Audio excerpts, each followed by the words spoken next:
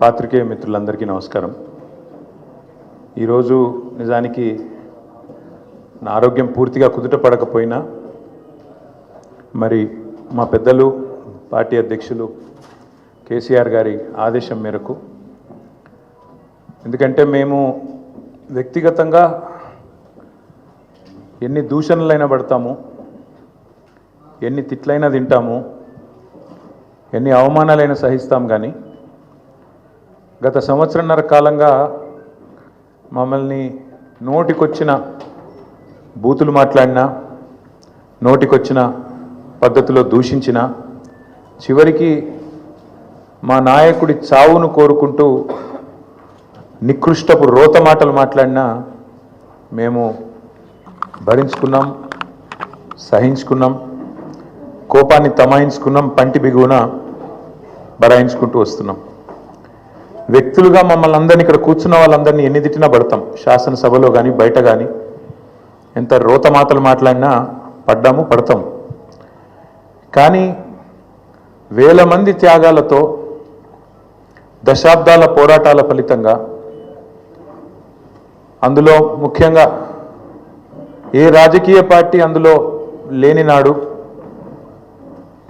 ఆనాడు టీఎన్జీఓలు ఆమోస్ గారి నేతృత్వంలో, ఇంకా అంతకంటే ముందు బుద్ధిజీవుల నేతృత్వంలో రాజకీయ నాయకులు కనీసం ఆనాడు మేలుకోకముందే మేలుకొని విద్యార్థులు, ఉద్యోగ సంఘాల నాయకులు పోరాటానికి శ్రీకారం చుట్టి అల్టిమేట్గా కేసీఆర్ గారి నాయకత్వంలో అమరుల త్యాగాల ఫలితంగా ప్రజల ఆశీర్వాదంతో సాధించిన తెలంగాణ రాష్ట్రాన్ని అవమానించే విధంగా, ఈ రాష్ట్ర భవిష్యత్తుకు ఒక శాపం పెట్టే విధంగా నిన్న ముఖ్యమంత్రి రేవంత్ రెడ్డి మాట్లాడిన దారుణమైన మాటలు ఏవైతున్నాయో అని చూసిన తర్వాత ఆరోగ్యం బాగాలేకపోయినా, ఇంకోటి బాగాలేకపోయినా, ఏదేమైనా సరే ఖచ్చితంగా నువ్వు పోవాల్సిందే, మాట్లాడాల్సిందే. పార్టీ తరఫున పార్టీగా మనం చెప్పాలి, మన వాదన పార్టీగా మనం చెప్పాలి తెలంగాణ ప్రజలకు కొన్ని వాస్తవాలు అని మా అధ్యక్షులు, తెలంగాణ తొలి ముఖ్యమంత్రి కేసీఆర్ గారి ఆదేశం మేరకు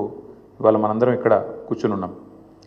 నిజంగా నిన్న రేవంత్ రెడ్డి గారు మాట్లాడిన మాటలు చూస్తే స్వతంత్ర భారతదేశ చరిత్రలోనే అత్యంత అసమర్థుడు, ఒక చేతగానివాడు, ఒక పనికిరాని దక్షత లేని పాలకుడు ఇంకొకరు లేరు ఈ దేశంలో అనేది మాత్రం తేలిపోయింది. అట్లాగే ఇంకోటి కూడా తేలిపోయింది.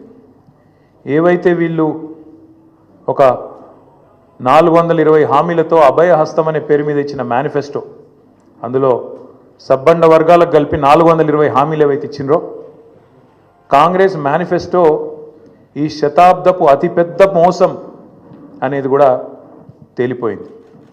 అట్లాగే కేసీఆర్ గారు చిలుకకు చెప్పినట్టు చెప్పిండ్రు తెలంగాణ సమాజానికి.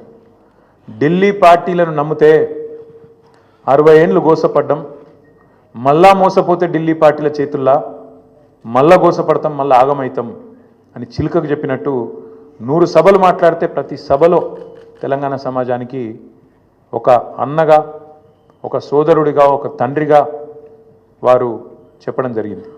ఆనాడు ఎన్నికల నాడు కేసీఆర్ గారు చెప్పిన ప్రతి మాట, ఢిల్లీ పార్టీలను నమ్మితే ఆగమైతే తెలంగాణ అని చెప్పిన మాట అక్షర సత్యం అని చెప్పి ఇవాళ రుజువు అయింది.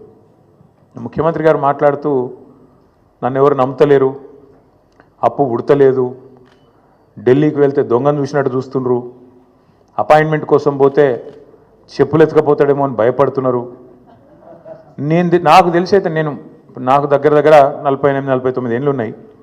నేను కూడా రాజకీయాలను ఒక 35 ఏళ్ళకి వెళ్ళి చిన్నప్పటి నుంచి పేపర్లు చదివే అలవాటు ఉంది, టీవీ చూసే అలవాటు ఉంది, రాజకీయ కుటుంబంలో పుట్టినా కాబట్టి దగ్గర నేను కూడా ఒక 10-15 మంది ముఖ్యమంత్రులు వాళ్ళ నడవడిక, వాళ్ళ మాట తీరువన్నీ చూసినోని. నాకు పక్కన చాలామంది విశేషమైన అనుభవం కలిగిన వాళ్ళు ఉన్నారు. కానీ బహుశా ఇంత దివాలా కోరు మాటలు మాత్రం బహుశా ఈ దేశ చరిత్రలనే ఏ రాజకీయ నాయకుడు కూడా మాట్లాడలేదు. ముఖ్యమంత్రి కాదు, ఏ రాజకీయ నాయకుడు కూడా మాట్లాడలేదు. ఒక్క మాటలో చెప్పాలంటే రేవంత్ రెడ్డి గారు నిన్న నాకు పరిపాలన చేత కాదు అని కాడి పడేసిండని చెప్పక తప్పదు. చాలా స్పష్టంగా కాడి వారేసి నాతో కాదు అని చేతులు ఎత్తేసిండు. ఇక అయిపోయింది, నాతో కాదని నిన్న స్పష్టంగా చెప్పిండు. కానీ వారితో పాటు ఈ రాష్ట్ర ప్రజలకు కొన్ని వాస్తవాలు చెప్పాలి కాబట్టి మా బాధ్యత కాబట్టి చెప్పాలనుకుంటా ఉన్నాను. ఎక్కడ పోయినా దొంగలాగా చూస్తున్నారు అంటున్నాడు ముఖ్యమంత్రి. మరి దొంగను దొంగలెక్క కాకపోతే ఎట్లా చూస్తారు? దొంగను దొంగలెక్కనే చూస్తారు. నోట్ల కట్టలతో దొరికిపోయిన దొంగను ఖచ్చితంగా దొంగనే అంటారు, దొంగనే చూస్తారు. ఒక విశ్వసనీయత లేని ఓటుకు నోటు దొంగను కాంగ్రెస్ అనే ఒక ఎర్రి పార్టీ గుడ్డిగా నమ్మి సీఎం చేసింది, కానీ ఖచ్చితంగా దేశంలో మిగతా వాళ్ళు మాత్రం నమ్ముతలేరు. మోసగాళ్లను దొంగలను దొంగలే అంటారు ముఖ్యమంత్రి గారు. ఖచ్చితంగా అది ఈరోజు కాదు, చివరి రోజు దాకా కూడా నీ పరిస్థితి అదే ఉంటుంది, యాద పెట్టుకొని చెప్తున్నా. తప్పు చేసింది దొంగ చేతికి తాళాలు ఇచ్చి కాంగ్రెస్ పార్టీ రాహుల్ గాంధీ గారు. ఈరోజు మే 6, 2025 నేను మీ అందరు గుర్తు చేస్తున్నా, సరిగ్గా 3 సంవత్సరాల కిందట ఇదే రోజు మే 6, 2022 నాడు రాహుల్ గాంధీ గారు వరంగల్కి వచ్చినారు. రైతు డిక్లరేషన్ అనే పేరిట ఆ రోజు రాహుల్ గాంధీ గారు చెప్పిన మాటలు 2 లక్షల రుణమాఫీ చేస్తామని, అట్లాగే రైతు భరోసా 15,000కు పెంచుతామని, అట్లాగే కౌలు రైతులకు రైతు బంధు ఇస్తామని, అట్లాగే రైతు కూలీలకు న్యాయం చేస్తామని వ్యవసాయ డిక్లరేషన్లో చెప్పి 3 సంవత్సరాలు దాటింది రాహుల్ గాంధీ గారు. అందుకే నేను అంటున్నా, తప్పు చేసింది రాహుల్ గాంధీ, తప్పు చేసింది ఏఐసిసి. దొంగ చేతికి తాళం ఇచ్చి ఇవాళ తెలంగాణ చేతికి చిప్పవచ్చే పరిస్థితి చేసింది ఖచ్చితంగా ఆల్ ఇండియా కాంగ్రెస్ కమిటీ, ముఖ్యంగా దానికి బాధ్యుడు లీడర్ ఆఫ్ ఆపోజిషన్గా ఉన్న రాహుల్ గాంధీ గారు అని చెప్పి నేను చెప్తా ఉన్నాను. అట్లాగే ఇవాళ ఎందుకు ఈ మాటలు, ఎందుకు ఈ ఫ్రస్ట్రేషన్ అని చెప్పి ఇప్పుడు కొంతమంది మిత్రులు వారితో కలిసి మేము వస్తున్నప్పుడు ఇక్కడికి కమలాకర్ గారు, నేను మాట్లాడుకుంటూ వచ్చినాం, వెంకటరమణారెడ్డి గారు, అట్లాగే మా ప్రశాంత్ రెడ్డి గారు మాట్లాడుకుంటూ వస్తుంటే వారందరూ అన్నది మాట ఒకటే, అధికారంలోకి వస్తామని వాళ్ళు అనుకోలేదు, అడ్డగోలుగా హామీలు ఇచ్చిండ్రు, నోటికొచ్చిన చెత్తవాగుడంతా వాగినరు, ఎవరేం చెప్తుంది రాసుకుంటూ వేయినరు మేనిఫెస్టో అనుకుంటా, ఇవాళ ఏం చేయాలనో తెలుస్తలేదు, వచ్చినాక మొత్తం నాశనం చేసిండ్రు. అట్లాంటి పరిస్థితి వచ్చింది కాబట్టి ఇవాళ కేవలం తప్పించుకోవడానికి, కేవలం ప్రజలను ఇక మాతో కాదు తప్పించుకోవడానికి మార్గాలు వెతుకుతూ, దొంగతనం చేసినాక దొంగ పారిపోయేటప్పుడు ఎట్లయితే మార్గాలు వెతుకుతాడో ఆ పద్ధతుల్లో రేవంత్ రెడ్డి గారు ఇవాళ మాట్లాడుతున్నట్టుగా ఆయన ఫ్రస్ట్రేషన్ చూస్తుంటే కనబడతా ఉన్నది. ఎన్ని మాటలు చెప్పిండండి మన రాష్ట్ర ప్రభుత్వ ఉద్యోగులకి, ఎన్ని హామీలు ఇచ్చిండు. అసలు ఉద్యోగుల గురించి, ఉద్యోగుల త్యాగాల గురించి, ఉద్యోగులు తెలంగాణ కోసం చేసిన పని గురించి రేవంత్ రెడ్డికి కనీసం ఇసుమంతన తెలుసా? అసలు ఆనాడు కేసీఆర్ గారు నిరాహార దీక్షకు పోయిందే ఉద్యోగ గర్జన సభ నుంచి. ఉద్యోగుల విషయంలో ఆనాడు ఒకసారి ఫ్రీ జోన్ హైదరాబాద్ అనే ఒక తీర్పు వస్తే దాన్ని ఖచ్చితంగా తిరస్కరిస్తున్నది తెలంగాణ సమాజం అని చెప్పి తెలంగాణ ఎన్జిఓల త్యాగాన్ని గుర్తు చేస్తూ తెలంగాణ ఎన్జిఓ అనే సంఘాన్ని ఉమ్మడి ఆంధ్రప్రదేశ్లో కూడా అత్యద్భుతంగా నడిపిన ఉద్యోగ సంఘాల నాయకులకు మా స్వామి గౌడ్ గారు ఇక్కడే ఉన్నారు, మా శ్రీనివాస్ గౌడ్ గారు ఇక్కడే ఉన్నారు, పెద్దలు దేవిప్రసాద్ గారు ఉన్నారు, పాతూరు సుధాకర్ రెడ్డి గారు ఉన్నారు, ఇంకా ఉపాధ్యాయుల నుంచి వచ్చిన మా సోదరుడు రసమయ్య బాలకృష్ణ గారు ఉన్నారు. ఇట్లా ఎంతోమంది ఆనాడు ఉద్యమంలో కదం దొక్కితే వారి త్యాగ స్ఫూర్తితో అల్టిమేట్గా తెలంగాణ వచ్చింది. కాబట్టే కేసీఆర్ గారు దేశంలో ఎక్కడ లేనట్టు కేంద్ర ప్రభుత్వ ఉద్యోగుల కంటే ఎక్కువ ఉండాలి మన తెలంగాణ ఉద్యోగుల జీతాలని చెప్పి 73% ఫిట్మెంట్ ఇచ్చిండు. ఒక స్పెషల్ ఇంక్రిమెంట్ ఇచ్చిండు, తెలంగాణ ఇంక్రిమెంట్. ఎందుకు?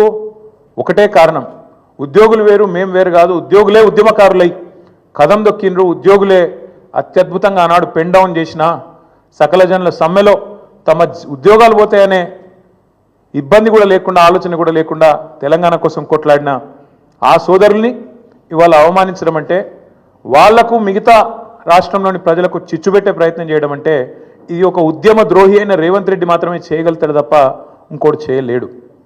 ఎందుకంటే ఆయనకు అవగాహన లేదు. ఉద్యమంలో ఆనాడు భుజం భుజం కలిసి మాతో నడిచిన ఉద్యోగులను మేము కడుపులో పెట్టుకొని చూసుకున్నాం. ఎందుకంటే వాళ్ళది మాకు పేగు బంధం.